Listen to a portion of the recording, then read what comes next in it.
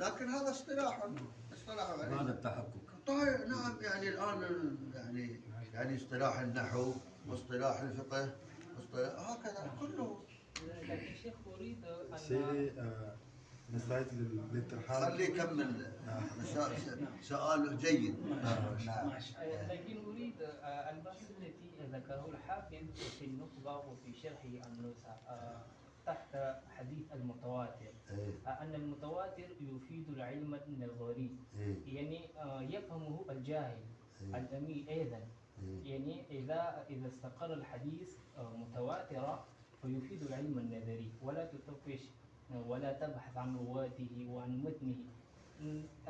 هو يعني يقول هذا الأمر من باب التيسير على الناس.